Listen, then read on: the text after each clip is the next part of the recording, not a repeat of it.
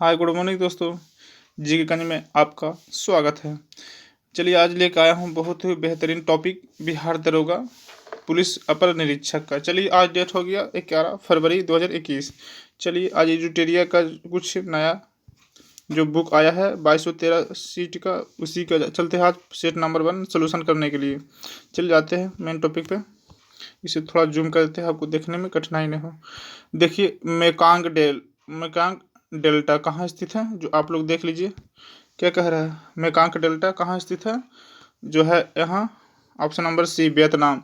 देखिए इसका सोल्यूशन भी कहते हैं वियतनाम। इसका कुछ डिफिनेशन देते हैं। मेकांग डेल्ट वियतनाम में स्थित है। तिब्बत के पठार से निकलने वाली मेकांग नदी के द्वारा लाए गए अवसादों के निक्षेपण से वियतनाम के दक्षिण पश्चिम भाग में मेकांग डेल्टा की उत्पत्ति होती है। चलिए नेक्स्ट आते हैं।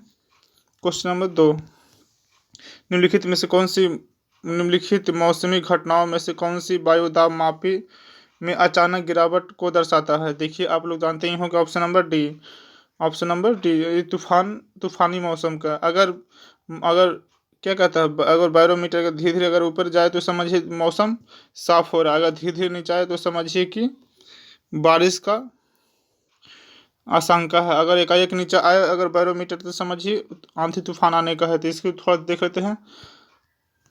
नेक्स्ट देखते हैं। निम्नलिखित में से कौन सी हरित क्रांति के प्रमुख घटक है। देख लेते 3 को इसमें से छांटना है। क्या छांटना है, तो बीजों की अधिक उपज वाली किस्म, बात सही है। सतही जल और भूमिगत जल सिंचाई। तीसरा है क्या कह रहा है, रासायनिक उर्वरक। चौथा क्या कह रहा है, साख भंडार विपणन और वितरण। तो इसमें से जो होगा वो देख लेते हैं। ऑप्शन नंबर क्या होगा, ऑप्शन नंबर डी अर्थात सभी होगा। आप लोग बताइए कि हरित क्रांति की कब हरित क्रांति भारत में कब से कब स्टार्ट हुआ, जो आप लोग बताइए। ऐसे तो 1966 से 67 के बीच में है, मगर चलिए डिफिनेशन करते हैं। ये जो है इसका खोज किसने किया है, तो इसका खोज किया है MS स्वामीनाथन। क्या है, MS स्वामीनाथन। चलिए नेक्स्ट आते हैं।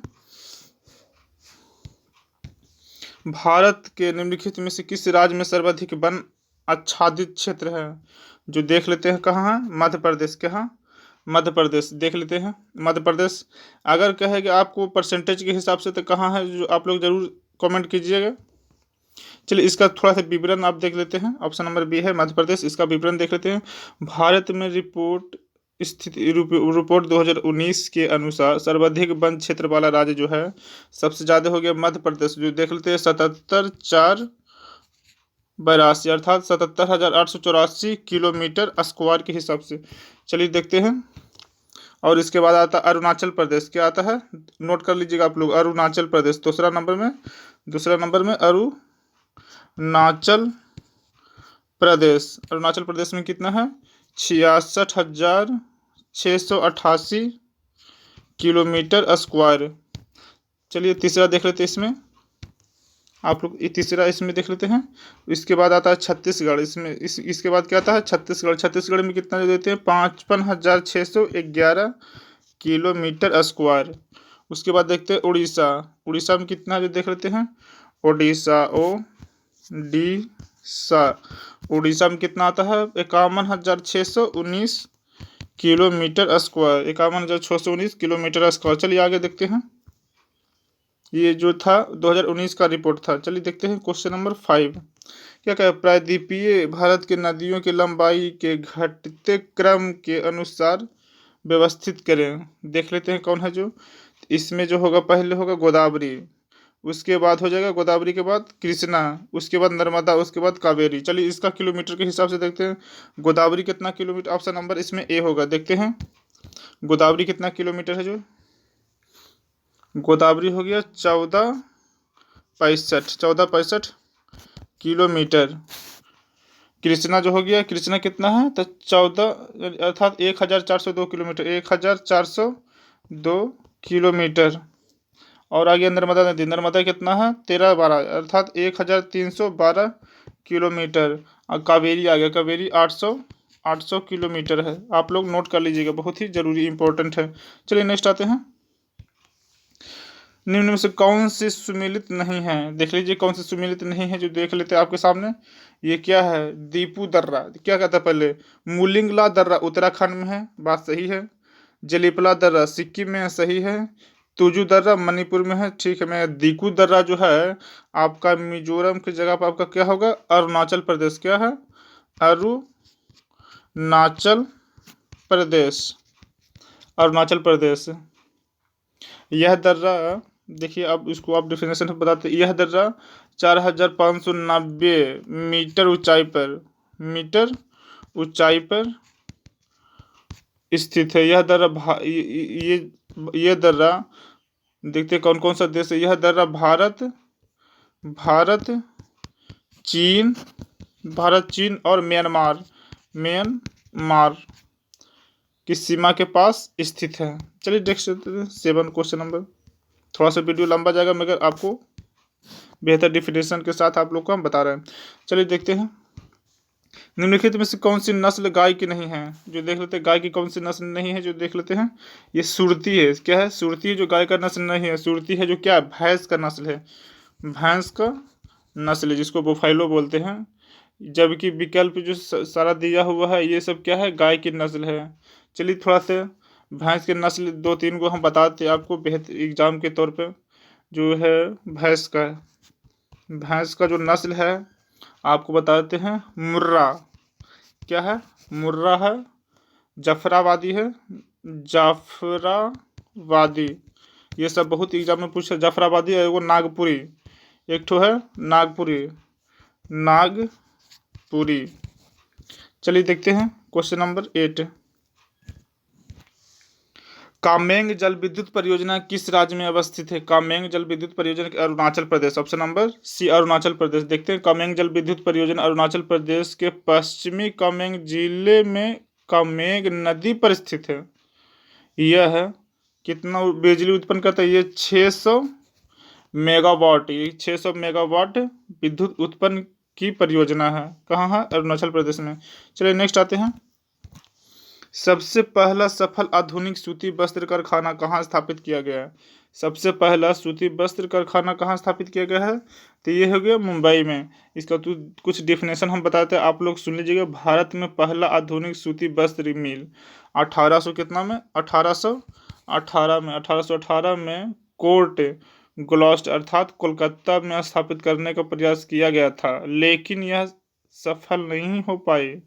आगे चलकर 1800 कितना में? 1854 में KGN डॉवलर द्वारा Mumbai spinning and weaving company के नाम से पहला सफल सूती वस्त्र मिल स्थापित किया गया, जिसमें 1856 ईस्वी से उत्पादन प्रारंभ हुआ। चलिए नेक्स्ट आते हैं क्वेश्चन नंबर 10। 2011 के जनगणना के अनुसार सर्वाधिक ग्रामीण जनसंख्या वाला प्रतिशत वाला राज्य क्या है? जो आप लोग देख लेते हैं। तो ये हो गया हिमाचल प्रदेश। क्या है? हिमाचल प्रदेश कितना परसेंटेज है? तो 90%। हिमाचल 90%। बिहार कितना है? 88.7%। 88.7%। असम जो हो गया 85.9%। उड़ीसा जो हो गया 83.3%। कितना है? 3%। चलिए इसका थोड़ा सा विवरण हम देख लेते हैं। जहाँ तक सर्वाधिक ग्रामीण जनसंख्या का प्रश्न है, तो हम उत्तर में देश के सर्वाधिक ग्रामीण जनसंख्या स्थित है, लेकिन प्रतिशत के आधार पर हिमाचल प्रदेश भारत में सर्वाधिक ग्रामीण प्रतिशत आबादी वाला राज्य है। सर्वाधिक ग्रामीण जनसंख्या प्रतिशत वाले राज्य आप लोग के घटते क्रम में हम बता ही चुके हैं। चलिए देखते हैं, नेक्स्ट आते हैं 11 क्वेश्चन नंबर। क्या कह रहा है? थोड़ा सा नीचे कर लेते हैं। कह रहा है उष्ण तथा शुष्क पवन शामल, जो कि एक स्थानीय हवा है, कहाँ पर पाई जाती है? जो देख लेते हैं कहाँ पर पाई जाती है। इराक में। क्या? इराक में। ये गर्म और शुष्क हवा शामल इराक में पाई जाने वाली एक स्थानीय पवन है। चलिए देखते हैं नेक्स्ट देख लेते हैं क्या इसमें कह रहा है। क्वेश्चन नंबर 12 देख लेते हैं। सॉरी, क्या कह रहा है 12 में? सॉरी, निम्नलिखित में से सही मिलान करें। राष्ट्रपति संसद का सत्र आहूत करता है, राष्ट्रपति लोकसभा भंग कर सकता है, राष्ट्रपति सदन का सत्रावसान कर सकता है, राष्ट्रपति सदन को स्थगित कर सकता है। तो इसमें से कौन सा सही होगा देख लेते हैं। अर्थात सी, ऑप्शन नंबर सी होगा। क्या होगा? ऑप्शन नंबर सी होगा। ऑप्शन नंबर सी होगा। जो देख लेते हैं, राष्ट्रपति संसद को सत्र आहूत कर सकता है, राष्ट्रपति लोकसभा में भंग कर सकता है, राष्ट्रपति सदन का सत्रावसान कर सकता है, मगर राष्ट्रपति सदन को स्थगित नहीं कर सकता। चलिए नेक्स्ट आते हैं। क्या कहता है? विधान परिषद धान विधेयक को अधिकतम कितने दिन तक रोक सकता है? जो देख लेते हैं 14 दिन तक। कितना? 14 दिन तक। ये कितना अनुच्छेद में पढ़ने थे? तो अनुच्छेद लिख लीजिएगा। अनुच्छेद 172 अर्थात 172 में आधारित किया गया है कि संविधान के अनुच्छेद 172 के आधार पर विधान परिषद धन विधेयक को 14 दिन तक रोक सकता है। विधान परिषद साधारण विधेयक को अधिकतम 4 माह के लिए रोक सकती है, पहली बार में 3 माह के लिए तथा दूसरी बार में 1 माह के लिए। चलिए देख लेते हैं क्वेश्चन नंबर 14 क्या कह रहा है। निम्नलिखित में से कौन सी शक्ति राज्यपाल को नहीं दी गई है? जो देख लेते हैं कौन सा शक्ति नहीं दी गई है। तो ये है किसी विधेयक को राष्ट्रपति की सहमति के लिए संदर्भित करना। नहीं, ये गलती हो जाएगा। ये देख लेते हैं, राज्य लोक सेवा आयोग के सदस्यों को हटाने का अधिकार। बात सही है। चलिए इसका देख लेते हैं। नेक्स्ट आते हैं। भारतीय संविधान के अंतर्गत कल्याणकारी राज्य की अवधारणा निम्नलिखित में से किस अनुच्छेद में स्थित है? देख लेते कौन किस अनुच्छेद में है। तो ऑप्शन नंबर बी क्या है? 38 अनुच्छेद 38 में। देखिए थोड़ा सा उसको व्याख्या हम करते हैं। राज्य के नीति निर्देशक तत्व में राज्य लोक कल्याण की अभिवृद्धि के लिए सामाजिक व्यवस्था का प्रावधान अनुच्छेद 38 अर्थात 38 में किया गया है। अनुच्छेद 37 में क्या किया गया? तो अनुच्छेद देख लीजिए, अनुच्छेद 37 में क्या किया गया है जो देख लेते हैं। तो अनुच्छेद 37 में कहा गया है कि निर्देशक तत्व की प्रकृति गैर नियोजित यानी कि उनके हनन पर उन्हें न्यायालय द्वारा लागू नहीं किया जा सकता है। अनुच्छेद 39 देख लेते हैं क्या इसमें कह रहा है। तो 39 में कह रहा है कि पुरुष एवं स्त्रियों को समान कार्य के लिए समान वेतन। तो इसमें होगा अनुच्छेद 39 के घ होना चाहिए। क्या है? 39 के घ। उसमें वर्णित है कि समान पुरुषों एवं महिलाओं को समान कार्य के लिए समान वेतन के लिए प्रावधान किया गया है। चलिए नेक्स्ट आते हैं। सांसदों की योग्यता संबंधी विवादों का निर्णय करता है। कौन करता है? जो देख लेते हैं। तो ये होगा ऑप्शन नंबर डी, निर्वाचन आयोग की सलाह पर राष्ट्रपति। अब कौन सा अनुच्छेद में वर्णित है? जो देख लेते हैं। ये अनुच्छेद 102 के है 2 में वर्णित है। देखिए, संसद सदस्यों की निर्हरता संबंधी मामलों पर निर्णय निर्वाचन आयोग की सलाह पर राष्ट्रपति करता है। ऐसा अनुच्छेद 102 के 2 में आधारित किया गया है। चलिए देखते हैं नेक्स्ट आते हैं। भारतीय संविधान की प्रस्तावना में जिन आदर्शों एवं उद्देश्यों की रूपरेखा दी गई है उसका विस्तार देख लेते हैं। तो उसका विस्तार जो हो गया डी हो गया, और इनमें से सभी मूल अधिकार, नीति निर्देशक तत्व, मौलिक कर्तव्य सारा इसमें वर्णित है। चलिए नेक्स्ट आते हैं क्वेश्चन नंबर 18। थोड़ा आज वीडियो बड़ा हो सकता है, कोई दिक्कत नहीं। चलिए, राज्यसभा का विशिष्ट क्षेत्राधिकार होता है। राज्यसभा का विशिष्ट क्षेत्राधिकार क्या होता है? तो इसमें से देख लेते ऑप्शन नंबर डी होगा, राज्य सूची के लिए विषय पर संसद को कानून बनाने के लिए प्राधिकृत करने में। चलिए इसका देख लेते हैं। ये यदि राज्यसभा अपने उपस्थित तथा मतदान करने वाले सदस्यों के 2/3 बहुमत से यह पारित कर दे कि राष्ट्रीय हित को ध्यान में रखकर संसद द्वारा सूची के विषयों पर कानून बनाए, तो संसद को राज्य सूची में वर्णित विषयों पर कानून बनाने की शक्ति प्राप्त हो जाती है। या संसद द्वारा बनाया गया इस प्रकार का कानून 1 वर्ष के लिए परिवर्तनीय होता है, लेकिन राज्यसभा द्वारा पारित कर इसे बार बार कई वर्षों के लिए बढ़ाया जा सकता है। चलिए नेक्स्ट आते हैं। भारत सरकार अधिनियम 1919 के बारे में निम्नलिखित में से कौन सा कथन सही नहीं है? जो देख लेते हैं कौन सा सही नहीं है। जो तो ये ऑप्शन नंबर डी नहीं होगा। इसके देख लेते हैं, इसके तहत अप्रत्यक्ष चुनाव प्रणाली की शुरुआत हुई है। चलिए देख लेते हैं इसका। ये है भारत सरकार अधिनियम 1919 के संबंध में कथन ए बी सी और तीनों सही है। देख लेते हैं, तीनों सही है। ये अप्रत्यक्ष चुनाव प्रणाली की शुरुआत, ये अप्रत्यक्ष चुनाव प्रणाली की शुरुआत 1892 1892 के भारत परिषद अधिनियम के तहत पारित किया गया।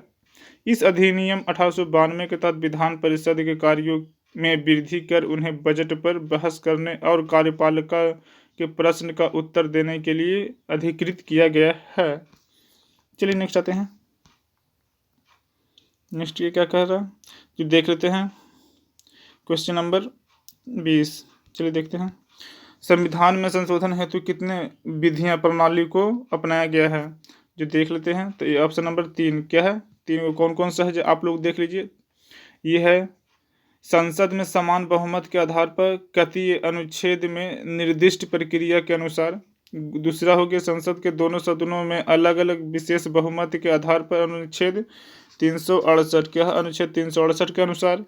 विशेष बहुमत प्लस कुल राज्यों की आधी विशेषताएं के अनुच्छेद 368 के अनुसार, 3 विधि से। चलिए नेक्स्ट आते हैं 21। क्या कह रहा है इसमें, सॉरी, क्या भारत के राष्ट्रपति का कार्यकाल के अनुसार सही क्रम क्या है, जो देख लेते हैं। भारत के राष्ट्रपति के कार्यकाल के अनुसार सही क्रम क्या है, तो देखते ऑप्शन नंबर बी हो गया, बीवी गिरी, नीलम संजीव रेड्डी, ज्ञानी जैंसी, आर वेंकटरमन। देख लेते हैं, ये हो गया ऑप्शन नंबर बी में बीवी गिरी, जो हो गया 1969 से 1974 के बीच में।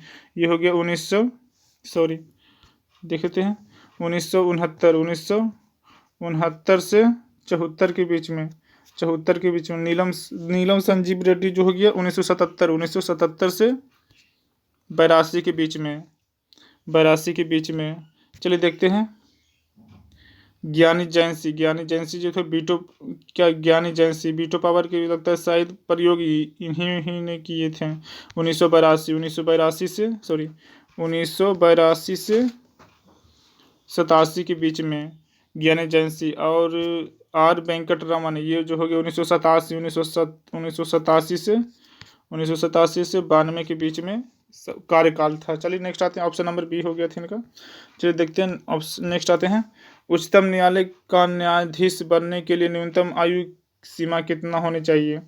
तो उच्चतम देख लेते, उच्चतम में है, क्या कह रहा है, उच्चतम न्यायालय के न्यायाधीश बनने के लिए न्यूनतम आयु कितनी होनी चाहिए। तो न्यूनतम आयु कोई इसमें निर्धारित नहीं किया गया है न्यूनतम आयु में, तो इसका ऑप्शन नंबर हो जाएगा शायद ऑप्शन नंबर डी, इनमें कोई निर्धारित नहीं किया गया है। चलिए देख लेते हैं, इसका व्याख्या हम पढ़ देते हैं। उच्चतम न्यायालय के न्यायाधीश बनने के लिए न्यूनतम आयु सीमा निर्धारित नहीं किया गया है।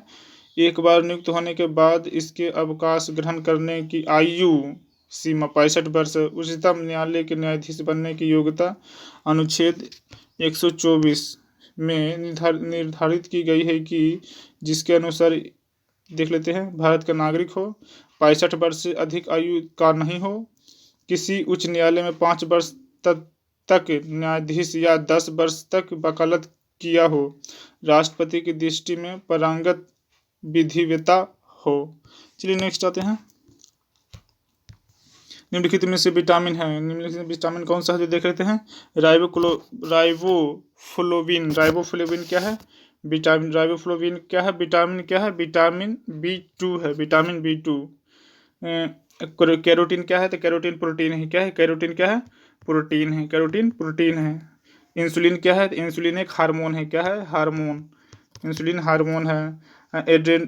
एड्रेनलिन क्या है, ये भी हार्मोन है, क्या है, हार्मोन है। चलिए आप लोग बहुत बढ़िया से नोट कर लीजिएगा, बहुत ही इम्पोर्टेंट है। वर्तमान समय में दूध को संतुलित आहार नहीं माना जाता है क्योंकि इसमें अभाव है, कि इसमें क्या अभाव है, इसमें आयरन और विटामिन सी की अभाव है, क्योंकि दूध में आयरन एवं विटामिन सी की पर्याप्त मात्रा में उपस्थित न होने के कारण आजकल दूध को संतुलित आहार नहीं माना गया है। चलिए नेक्स्ट आते हैं, निम्नलिखित में से किसका संश्लेषण यकृत द्वारा किया जा सकता है, तो देख लेते हैं किसका है, तो विटामिन के विटामिन के द्वारा यदि यकृत विटामिन के का संश्लेषण करता है, विटामिन के रक्त का स्कंदन करने में सहायता करता है। यह प्रोथ्रोम्बिन नामक पदार्थ, क्या है इसको,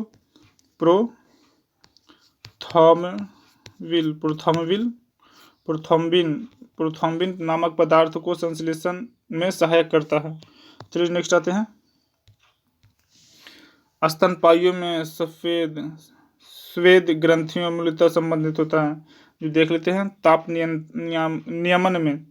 नियमन में स्वेद ग्रंथि स्तनपायी वर्ग में प्राणी के त्वचा में पाया जाता है। यह सामान्यतः घुमावदार एवं नालवत होता है। यह ग्रंथियां तापमान को नियंत्रित करता है।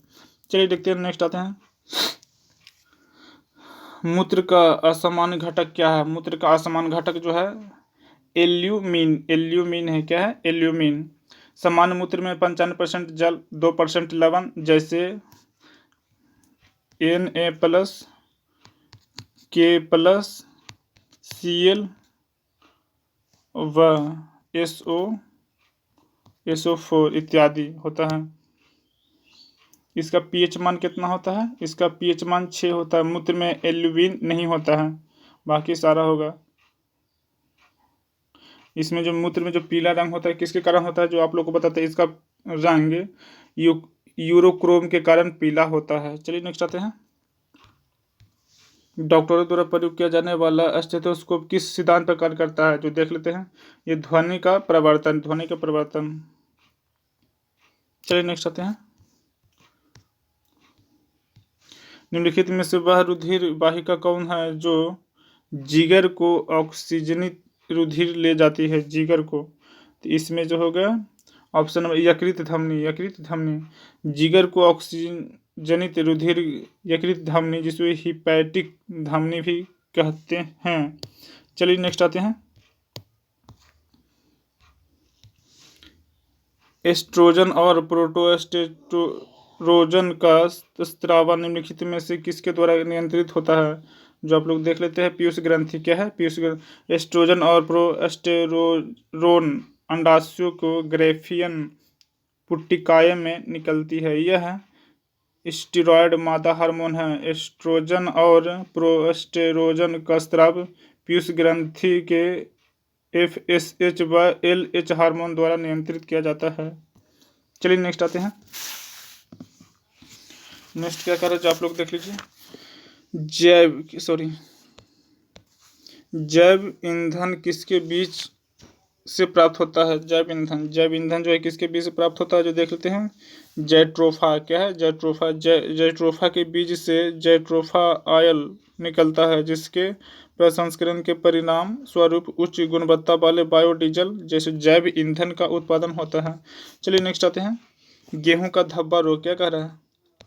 गेहूं का धब्बा रोग किसके कारण होता है? तो गेहूं का धब्बा रोग जो हो गया, ये हो गया एस्टिलाइगोट्रिटिसी के द्वारा होता है। चलिए नेक्स्ट आते हैं। कौन से दो आधारभूत बल जो दो न्यूट्रॉन के बीच आकर्षण बल कहलाता है? जो देख लेते कौन सा कहलाता है? जो तो ये हो गया ऑप्शन नंबर ए, गुरुत्वीय और नाभिकीय। चलिए देखते हैं। 34 इनमें से कौन सी एक परमाणु वाली गैस है? जो देख लेते हैं। तो ये हो जाएगा नियॉन। क्या है? नियॉन। सभी उत्कृष्ट गैस का परमाणु वाली गैस होती है, जबकि ऑक्सीजन, नाइट्रोजन, फ्लोरीन द्वि परमाणु वाली गैस है। ऑक्सीजन और नाइट्रोजन क्या है?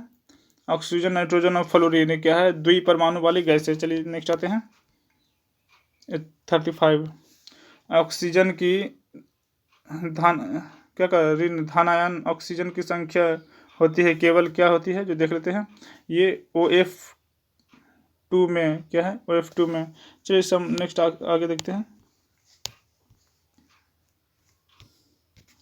निम्नलिखित में से कौन से धातु जल के साथ अभिक्रिया करके हाइड्रोजन गैस पैदा नहीं करती है? जो देख लेते हैं।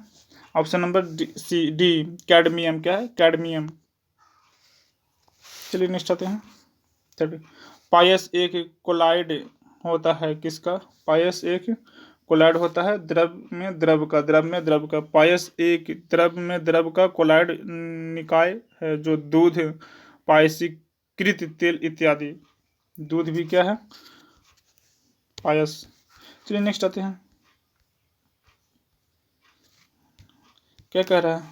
उच्च ऑक्टेन ईंधनों के उत्पादन में उत्प्रेरक के रूप में निम्नलिखित में से किसका प्रयोग किया जाता है? जो देख लेते हैं, ये option number C, H2SO4, H2SO4, H2SO4। इसका देखते हैं।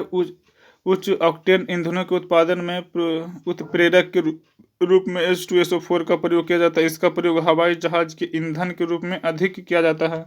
चलिए नेक्स्ट आते हैं।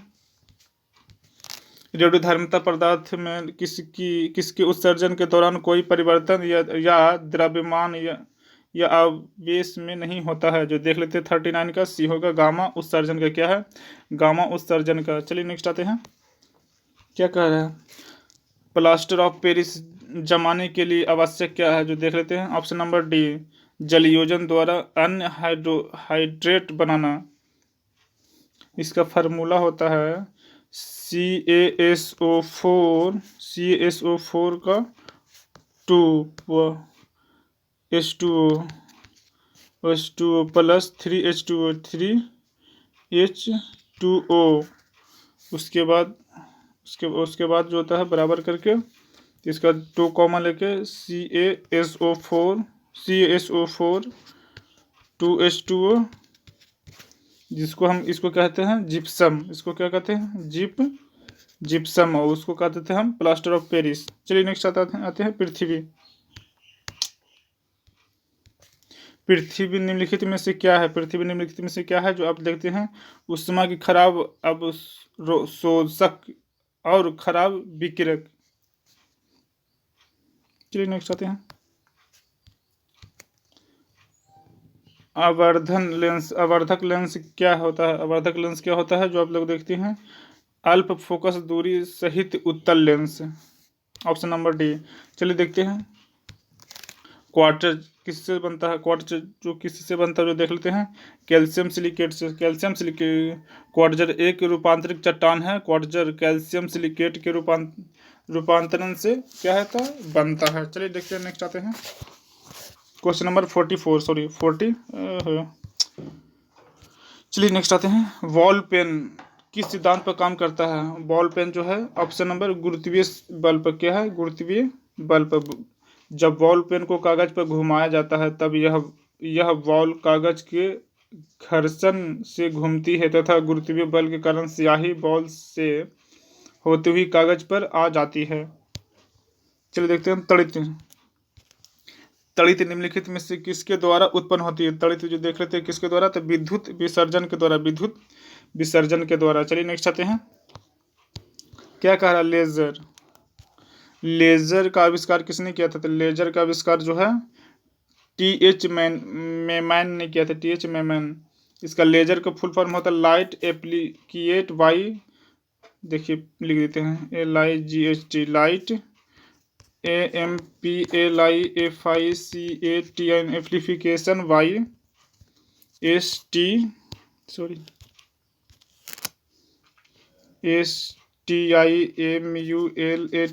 stimulated EMISSION, emission of RADIATIN, radiation.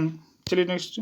इसका जो होता है फुल फॉर्म बताते हैं। ये आविष्कार TM मेमैन द्वारा किया गया। इसका प्रयोग संचार, सूचना तकनीकी, दूरी और समय मापन, होलोग्राफी तथा औद्योगिक क्षेत्रों में किया जाता है।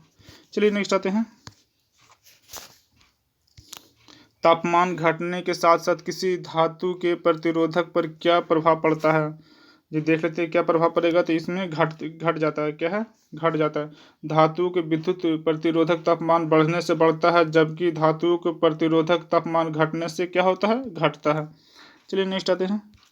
भारत में सहकारी बैंकों का गठन कितने स्तर पर किया गया है? जो देख लेते हैं, जो होगा 3 स्तरीय पे। कौन सा है?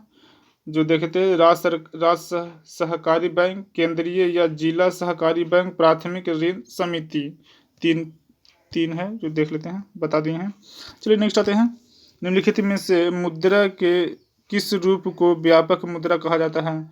जो देख लेते हैं व्यापक मुद्रा किसे कहा जाता है, जो तो ये जो हो गया ऑप्शन नंबर सी M3 जो हम बताए थे M3। आप लोग इकोनॉमिक्स पढ़े होंगे तो आप जरूर ही पकड़ लिए होंगे M3 को व्यापक मुद्रा या सुलभ मुद्रा भी कहते हैं। M3 मुद्रा का संबंध बैंकों की कुल जमा राशियों से है। M3 बराबर M1 प्लस बैंकों की आवधिक जमाएं। चलिए नेक्स्ट आते हैं। आप लोग पोस्ट ऑफिस में से क्या कहते हैं, टिकट वगैरह डाक टिकट लेते हैं या कुछ प्रतिभूतियाँ रहता है तो उसको हम क्या कहते हैं, M3 कहते हैं। अगर M3 बराबर M1 प्लस बैंकों की आवधिक जमाएं बराबर M3 होता है। चलिए नेक्स्ट आते हैं। स्पीड पोस्ट सेवा की शुरुआत किस पंचवर्षीय योजना के दौरान हुआ है? आप लोग जल्दी से बता दीजिए। ऐसे हम बताते हैं 7वीं पंचवर्षीय योजना। तो आप लोग बताइए 7वीं पंचवर्षीय योजना कब से कब तक था? तो ये स्पीड पोस्ट की शुरुआत 1986 ईस्वी में 7वीं पंचवर्षीय योजना के दौरान की गई है। इस योजना का कार्यकाल 1985। चलिए हम बताते हैं 1985 से 90 के बीच में। 1985 से 90 के बीच में। तो स्पीड पोस्ट पुस्तक के लेखक अगर पूछेगा चलिए एक ठो और हम बताते हैं। स्पीड पोस्ट पुस्तक के लेखक स्पीड पोस्ट पुस्तक के लेखक कौन है? तो ये होगा शोभा डे। क्या है? शोभा डे पुस्तक के लेखक कौन है? तो शोभा डे। चलिए नेक्स्ट आते हैं। केंद्र सरकार के ट्रेजरी बिल तथा प्रतिभूतियों का क्रय विक्रय कौन करता है? जो है कौन करता है, जो देख लेते हैं RBI। क्या है? RBI। ट्रेजरी बिल तथा सरकार के प्रतिभूतियों का क्रय विक्रय RBI करता है। RBI की स्थापना कब हुआ है? तो 1935 में हुआ है। इसके वर्तमान अध्यक्ष कौन है? तो इसके वर्तमान अध्यक्ष शक्तिकांत दास है। शक्तिकांत दास। इक्कीसवां है तो 25वां है। क्या है? 25वां। चलिए नेक्स्ट आते हैं। आय तथा जनसंख्या संचयी के बीच संबंध कौन दर्शाता है? तो ये कौन दर्शाता है, जो आप लोग देखिए।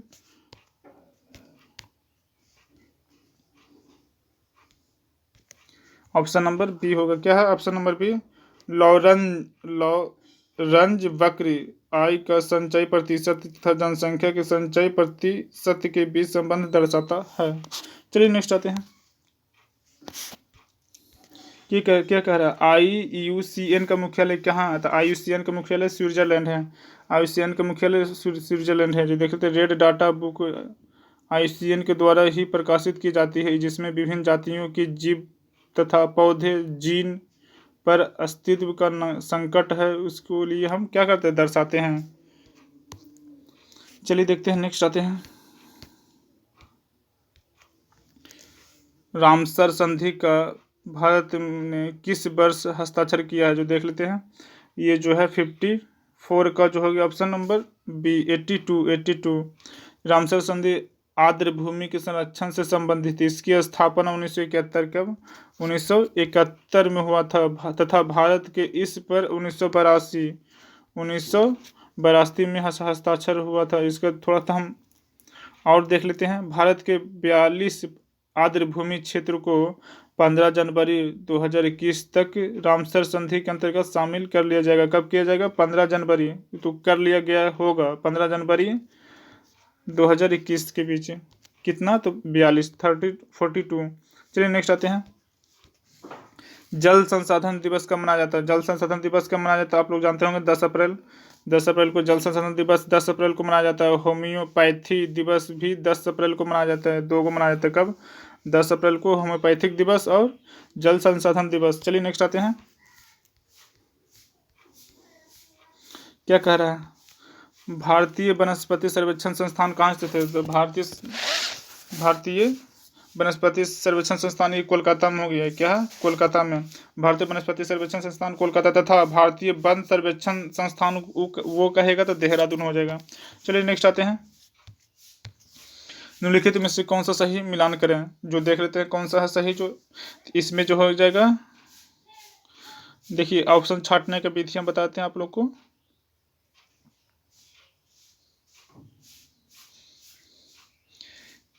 तारापुर कहाँ है? तो तारापुर हो गया महाराष्ट्र में। महाराष्ट्र में। कायगा कहाँ है? जो देख लेते हैं। कायगा जो हो जाएगा, कायगा होगा कर्नाटक में। कायगा कर्नाटक में। कुडानकुलम, कुडानकुलम कहाँ है जो आप लोग देख लेते हैं। कुडानकुलम कहाँ है जो तमिलनाडु में, क्या है, तमिलनाडु में। नरोरा, नरोरा कहाँ है, यूपी में। ऑप्शन नंबर कितना हो जाएगा, ऑप्शन नंबर सी हो जाएगा। चलिए नेक्स्ट आते हैं। सॉन्ग ऑफ इंडिया पुस्तक लेखक कौन है। सॉन्ग ऑफ इंडिया पुस्तक लेखक हो गया Sarojini Naidu, Sarojini Naidu. Song of India स्वतंत्रता आंदोलन के समय लिखी एक महत्वपूर्ण पुस्तक है जिसकी लेखक सरोजनी नायडू है। सरोजनी नायडू प्रथम भारतीय महिला कांग्रेस कब बनी थी, 1925 में बनी थी, 1925 में बनी थी। चलिए नेक्स्ट आते हैं। क्या करा, भारत छोड़ो आंदोलन। भारत छोड़ो आंदोलन का प्रारूप किसने बनाया था। भारत छोड़ो आंदोलन का प्रारूप option number C, Abdul Kalam Azad. क्या है, अब्दुल कलाम आज़ाद। या भारत छोड़ो आंदोलन का प्रारूप अब्दुल कलाम आज़ाद ने बनाया था। इसे जवाहरलाल नेहरू ने पेश किए थे। इस पर वल्लभ भाई पटेल ने समर्थन दिया था। भारत छोड़ो आंदोलन 9 अगस्त, क्या है, 9 AUG अगस्त 1942 1942 में शुरू किया था, जिसका नेतृत्व मुख्य रूप से महात्मा गांधी ने किए थे। चलिए नेक्स्ट आते हैं। जिल्द ए इलाही की उपाधि किस शासक ने दिया था। तो जिल्द ए इलाही की उपाधि बलबन ने दिया था। देख लेते हैं थोड़ा सा इनके बारे में। तो जिल्द ए इलाही की उपाधि बलबन ने धारण की थी। बलबन का शासन कब से कब था, तो 1266 से 1287 के बीच में था। 1266 से 1287 के बीच में था। इसके रक्त व लौह की नीति का पालन किया था तथा ईरानी त्यौहार नवरोज भी प्रारंभ किए थे। ईरानी त्यौहार कौन सा, नवरोज। आप लोग बहुत बेहतर से ही इसको पढ़ लीजिएगा, 2 बार 3 बार, बहुत ही जरूरी है। एक क्वेश्चन को हम ऑप्शन बाय ऑप्शन के अनुसार हम बताते हैं। चलिए नेक्स्ट आते हैं 61 में। जैन धर्म के तीसरे तीर्थकर कौन थे। तो जैन धर्म के तीसरे तीर्थकर कौन थे, ये जो हो गया ये हो गया शंभनाथ। चलिए पहला हम बताते, पहला में कौन है, ऋषभ देव। दूसरा में कौन सा है, अजीत नाथ। क्या है, दूसरा में कौन सा, अजीत नाथ। ये दूसरा ऑप्शन हो गया अजीत नाथ। तीसरा हो गया शंभनाथ। चौथा हो जाएगा कौन, अभिनंदन। चौथा होगा अभिनंदन। पांचवा हो जाएगा सुमित नाथ भी पांचवा। चलिए नेक्स्ट आते हैं। चलिए पांचवा देख लेते हैं। इल्बर्ट बिल विवाद के कारण किस गवर्नर जनरल को त्यागपत्र देना पड़ा था। तो ये जो होगा रिपन। क्या है, रिपन। इल्बर्ट बिल कब आया था, ये भी देख लेते हैं। 1883 से 84 के बीच में, 1883 से 84 के बीच में इल्बर्ट बिल कारण लॉर्ड रिपन को कार्यकाल समाप्त होने के पूर्व ही त्याग पत्र देना पड़ा था। रिपन का कार्यकाल 1880 से 84 के बीच में था तथा इन्हें स्थानीय स्वशासन का जनक भी कहा जाता है। चलिए नेक्स्ट आते हैं। किसने कहा था कि कांग्रेस के लोग पद के भूखे होते हैं, जो देख लेते हैं। किसने कहा था, तो बंकिम चंद्र चटर्जी ने सर्वप्रथम यह कहा था कि कांग्रेस के लोग पद के भूखे। बंकिम चंद्र चटर्जी का प्रसिद्ध दार्शनिक, कवि तथा रचनाकार थे। इन्होंने वंदे मातरम की रचना भी की थी। चलिए नेक्स्ट आते हैं। क्या कह रहा है, पालखेड़ा का युद्ध किसके मध्य हुआ था, जो देख लेते हैं। तो ये कब हुआ था, जो देख लेते हैं। ये हुआ था 1728 में हुआ था। 1728 में बाजीराव प्रथम तथा निजामुल के मध्य हुआ था, जिसने निजामुल की हार हो गई थी। क्या हो गई थी, निजामुल की हार हो गई थी। देख लेते आप, तो आप इसी में आप लोग ऑप्शन खोज सकते हैं। तो बाजीराव प्रथम, जिसमें निजामुल की क्या हो गई थी, हार हो गई थी, ये जीत गया था। Option number B. नोट, यह शब्द का संबंध कुछ प्रमुख युद्ध से है। देख लेते, खेड़ा युद्ध कब हुआ था। तो खेड़ा युद्ध 1707 में हुआ था। सक्कर खेड़ा का युद्ध कब हुआ था, अगर सक्कर खेड़ा पूछ देगा तो 1724। अगर पाल खेड़ा का युद्ध पूछ दे तो 1728। क्या है, 1728। ये पाल खेड़ा का युद्ध 1728। चलिए नेक्स्ट आते हैं। देख लेते हैं, आप लोग को बहुत ही इंपॉर्टेंट युद्ध वाला है। ऐसे था अगर आ जाए एग्जाम में तो आप लोग छोड़िएगा ना। चलिए नेक्स्ट आते हैं। किस मुगल शासक को सही दरवेश कहा जाता है। सही दरवेश किस शासक को कहा जाता है, देख लेते हैं।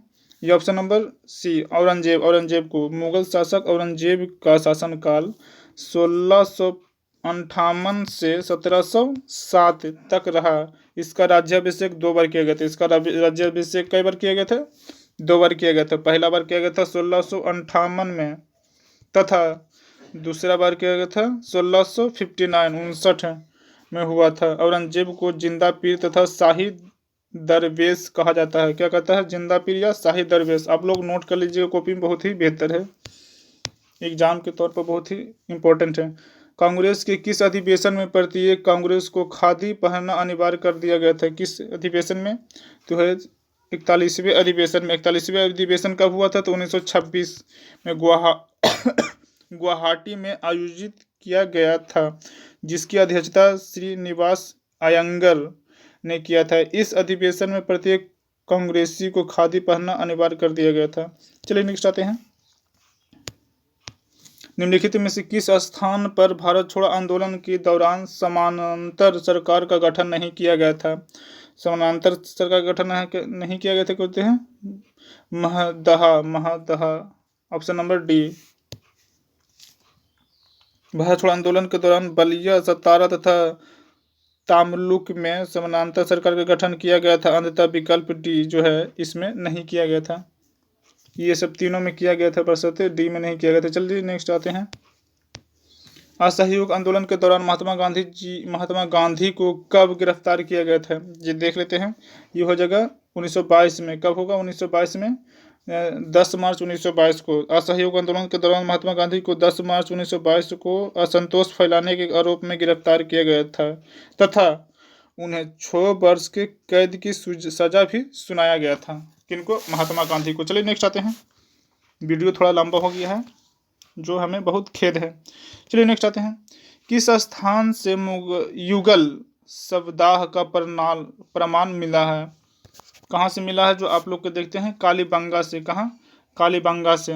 देखते हैं सामान्यतः एक कब्र में एक ही व्यक्ति को दफनाया जाता था, किंतु कालीबंगा तथा लोथल में क्रमशः 1 या 3 युगल शवदाह, जिसको हम सब बोलो तो लाश कहते हैं, शवदाह को उदाहरण मिले हैं। चलिए नेक्स्ट आते हैं। इसको छोटा कर थोड़ा। चलिए देखते हैं निम्नलिखित में से कौन सा प्रश्न सही है, देखते हैं। तो ये जो हो जाएगा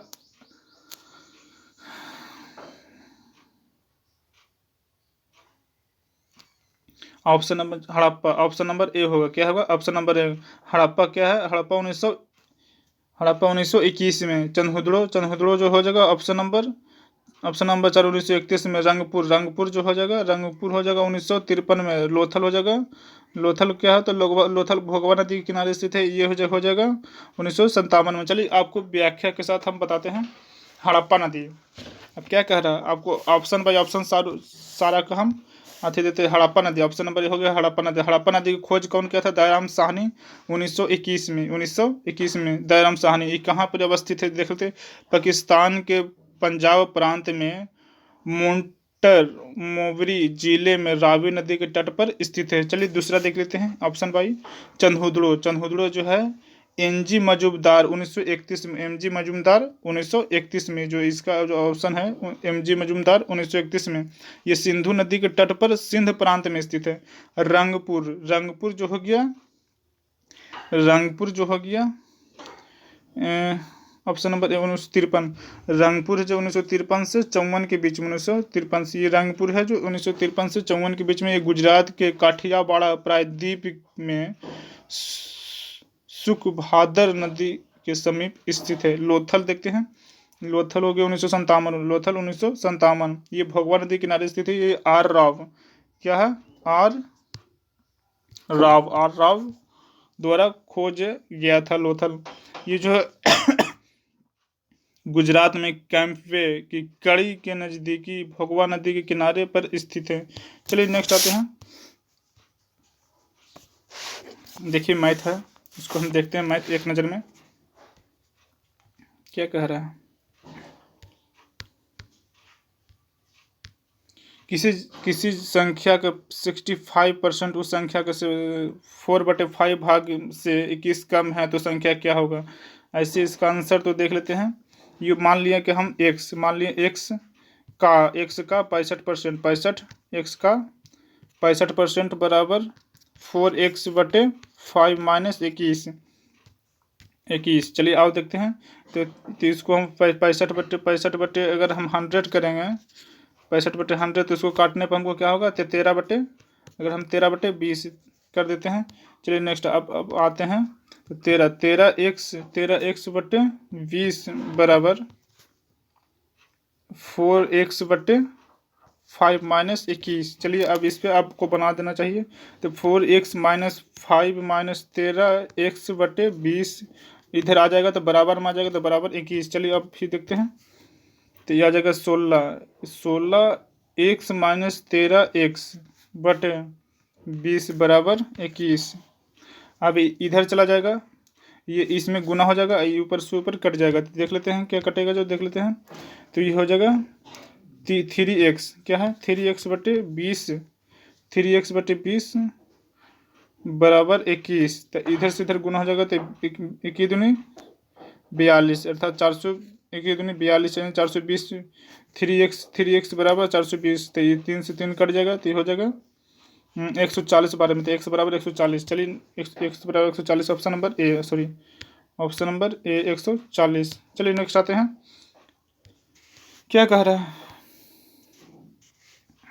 एक धनराशि ए 21 दिन में, बी 28 दिन में मजदूरी के पर्याप्त है, तो दोनों कितने दिन में थी करेक्ट। ए बराबर 21, बी सॉरी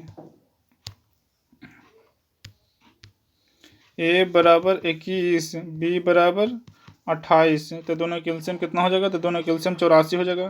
तो 84 का 21 का क्या कहते हैं, 84, 28 का 8 16 2 14 6 8 16 24, 3 बार में। तो दोनों को मिला के 4 3 7 यानी 84 से भागा 4 3 7 में दे देंगे, तो 7 एकम 7, 7 में 14 यानी कि 12 दिन में, अर्थात ऑप्शन नंबर बी 12 दिन में। कितने दिन में, 12 दिन में। चलिए नेक्स्ट आते हैं। बहुत लंबा वीडियो बन गया भाई। वीडियो को लाइक शेयर सब्सक्राइब बहुत करें, बहुत मेहनत कर रहे हैं भाई आप लोग के लिए। एक व्यक्ति अपने घर से दुकान तक पैदल जाता है, यदि वह अपनी सामान्य चाल के 5/6 चाल से चले तो 24 मिनट पहले पहुंच जाएगा। सामान्यतः चाल से चलने पर कितना समय लगेगा, जो आप लोग को हम बताते हैं।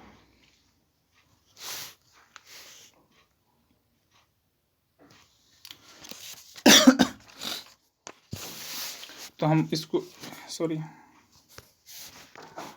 तो हम इसका जो हो जाएगा, अब 5 कि किसी व्यक्ति अपने घर से दुकान की ओर पैदल जाता है, यदि वह अपने सामान्य चाल से 5/4 से 24 मिनट पहले ही पहुंच जाता है, तो इसका हो जाएगा 5 - 4 हो जाएगा, गुने सॉरी इसको हटा देते हैं। क्या करें, 5 - 4 गुने 24 दिन, घंटा से 60 में गुना कर देंगे, तो इसका जो हो जाएगा 5 गुने 24 बटे 60।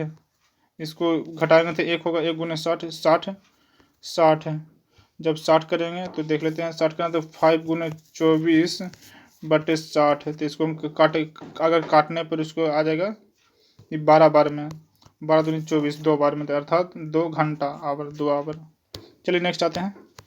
क्या कह रहा है, PQR, मैथ भी आ गया है बहुत।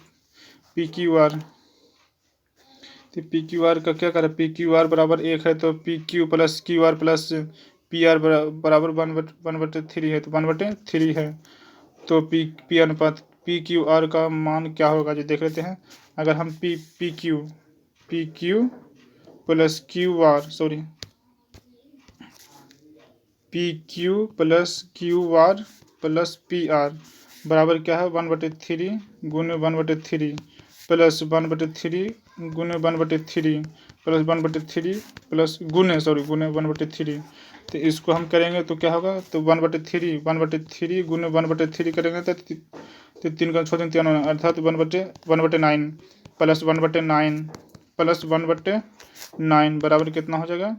तो ये जो हो जाएगा बराबर क्या कह रहा है, PQR बराबर 1/3 कह रहा है। तो इसको हम काटेंगे तो हो जाएगा, तो इसका एलसीएम लेंगे तो 9 हो जाएगा, 9 हो जाएगा, तो 9 हो जाएगा। तो इसको 9 लेंगे तो हो जाएगा 1/3, तो 1/3 हो जाएगा, 9 हो जाएगा, तो 1 + 1 + 1 अर्थात इसका हो जाएगा 3 का 6 3 3 9 अर्थात 1:1:1 अर्थात ऑप्शन नंबर 1:1:1 अर्थात ऑप्शन नंबर ए हो जाएगा। क्या है? ए होगा। चलिए नेक्स्ट आते हैं। क्या किसी धनराशि को किसी धनराशि को 2 वर्षों में 6% की वार्षिक दर से चक्रवृद्धि ब्याज एवं साधारण ब्याज का अंतर 27 है, तो वह धनराशि क्या होगा? जो देख लेते हैं क्या धनराशि क्या होगा। जो इसमें 27 बराबर x का 6%, 6/100 का स्क्वायर, तो इसको x बराबर कर देंगे 27 गुने x बराबर कर देंगे 27 गुने 100 बटे 6 गुने 6 बराबर कितना कह रहा तो बराबर हो जाएगा 7500। काटने पर क्या आ जाएगा 7500 अर्थात 7500 आंसर है ऑप्शन नंबर डी। चलिए नेक्स्ट आते हैं। विश्व सांख्यिकी दिवस कब मनाया जाता है? विश्व सांख्यिकी दिवस जो है ऑप्शन नंबर सी मनाया जाता है। ऑप्शन नंबर सी अर्थात 20 अक्टूबर को मनाया जाता है। तो विश्व सांख्यिकी दिवस का थीम क्या था? तो changing of world with data we can trust. चलिए नेक्स्ट आते हैं 77 में।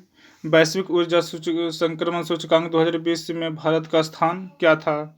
जो देख रहे थे क्या कौन सा स्थान था? जो 74 अर्थात 74वां स्थान था। तो वैश्विक ऊर्जा संक्रमण सूचकांक 2020 में भारत का 74 स्थान था। यह सूचकांक प्रथम स्थान स्वीडन का था। प्रथम स्थान कहाँ था? स्वीडन का था। यह सूचकांक विश्व आर्थिक मंच द्वारा जारी किया जाता है। चलिए नेक्स्ट आते हैं। राष्ट्रीय नाट्य विद्यालय के नए अध्यक्ष कौन बने थे? जो देख लेते हैं। ये होगा ऑप्शन नंबर परेश रावल। परेश रावल आपको वीडियो में बता चुके हैं, परेश रावल। चलिए नेक्स्ट आते हैं। हाल ही में माली के नए प्रधानमंत्री कौन नियुक्त हुए थे? माली के प्रधानमंत्री नए नियुक्त हुए मोख्तर ओओने। माली एक अफ्रीकी देश है जहां एक नए प्रधानमंत्री मोख्तर ओओने बने हैं। माली की राजधानी बामाओ। चलिए नेक्स्ट आते हैं। द बैटल ऑफ विलोंग पुस्तक के लेखक कौन है? तो देख लेते हैं। ये जो हो जाएगा option number B Shashi Tharoor.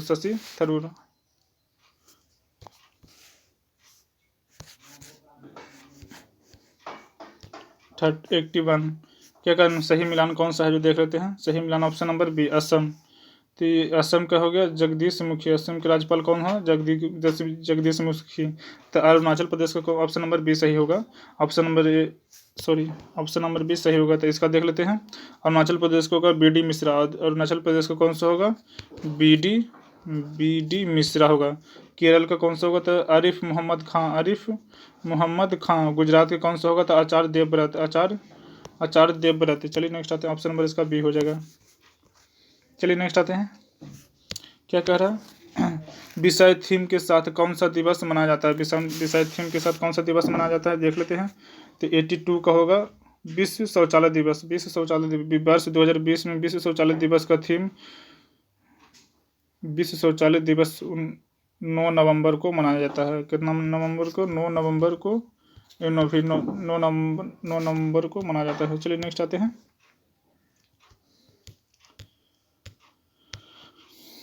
अक्टूबर 2020 में साइबर स्पेस के क्षेत्र में सहयोग के लिए भारत ने किस देश के साथ समझौता किया था? जो देख लेते हैं। ये होगा जापान के साथ। देख लेते हैं, थोड़ा सा विवरण इनका पढ़ लेते हैं। भारत में अक्टूबर 2020 में जापान के साथ साइबर स्पेस के क्षेत्र में सहयोग हेतु समझौता किया था। जापान की राजधानी टोक्यो में, जो कि होसु नदी द्वीप पर स्थित। कहाँ? होसु द्वीप पर स्थित है। चलिए नेक्स्ट आते हैं। महान फुटबॉलर डिएगो मैराडोना का हाल ही में हृदयाघात से निधन हो गया था। वह निम्न में से किस देश के फुटबॉल खिलाड़ी थे? जो देख लेते हैं किस देश के थे। तो ये होगा अर्जेंटीना के। क्या? अर्जेंटीना के। डिएगो मैराडोना अर्जेंटीना के प्रसिद्ध फुटबॉल खिलाड़ी थे। यह वर्ष 1986 में फुटबॉल विश्व कप चैंपियनशिप रहे थे। कब? 1986 में विश्व कप चैंपियनशिप रहे थे। अर्जेंटीना की टीम के कप्तान थे तथा जिसने में गोल्डन बॉल पुरस्कार के साथ साथ टूर्नामेंट के सर्वश्रेष्ठ खिलाड़ी भी का पुरस्कार भी ले चुके थे। चलिए नेक्स्ट आते हैं। सिटीमैक्स सैन्य अभ्यास में शामिल होने वाला देश कौन सा है, जो देख लेते हैं। सिटीमैक्स जो है ये जो हो जाएगा option number B, option number B sorry, Bharat Singapore Thailand, Bharat Singapore Thailand. SITMEX अभ्यास 2020 में अंडमान सागर के में संपन्न हुआ था। नौसेना अभ्यास सिटीमैक्स ये कहाँ हुआ था, अंडमान सागर के समीप हुआ था, त्रिपक्षीय था। चलिए नेक्स्ट आते हैं। मुख्यमंत्री क्या कह रहा है, मुख्यमंत्री सहाय योजना में निम्न किस राज्य का योजना है, जो देख लेते हैं। ये हो जाएगा गुजरात का, क्या है, गुजरात का। चलिए नेक्स्ट आते हैं। किस राज्य के मुख्यमंत्री ने रोजगार संगी मोबाइल ऐप जारी किया था, जो देख लेते हैं। ये हो गया छत्तीसगढ़, छत्तीसगढ़ राज्य के द्वारा रोजगार संगी ऐप्स लॉन्च किया गया। यह ऐप्स के तहत कौशल प्रशिक्षण प्राप्त युवाओं को रोजगार के अवसर उपलब्ध कराया जाना था। नेक्स्ट आते हैं। कोविड-19 से निपटने के लिए किसने ऑपरेशन नमस्ते की शुरुआत किया गया था, ये देख लेते हैं। ये हो गया भारतीय थल सेना, भारतीय थल सेना। ऑपरेशन नमस्ते भारतीय थल सेना द्वारा खुद को कोरोना वायरस के संक्रमण से मुक्त रखने के लिए चलाया गया अभियान था। चलिए नेक्स्ट आते हैं। क्या कह रहा है, रोजर पेनरेसो को किस क्षेत्र में नोबेल पुरस्कार 2020 प्रदान किया गया है, ये देख लेते हैं। भौतिकी के क्षेत्र में क्या है, भौतिकी क्षेत्र में प्राप्त नोबेल पुरस्कार 2020 के विजेता हैं रोजर पेनरोस जो ब्रिटेन के हैं, रिनहार्ड गेंजेल जर्मनी के हैं, एंड्रिया घेज अमेरिका के हैं। चलिए नेक्स्ट आते हैं। तीनों का नाम हम बताते हैं, नोट्स कर लीजिएगा। चलिए, तमिलनाडु, तमिलनाडु और पुदुचेरी के तटीय इलाके में आए चक्रवाती तूफान निवार का नामकरण किस देश ने किया था, किस देश ने किया था, देख लेते हैं। Option number D, option number D sorry 89 के बाद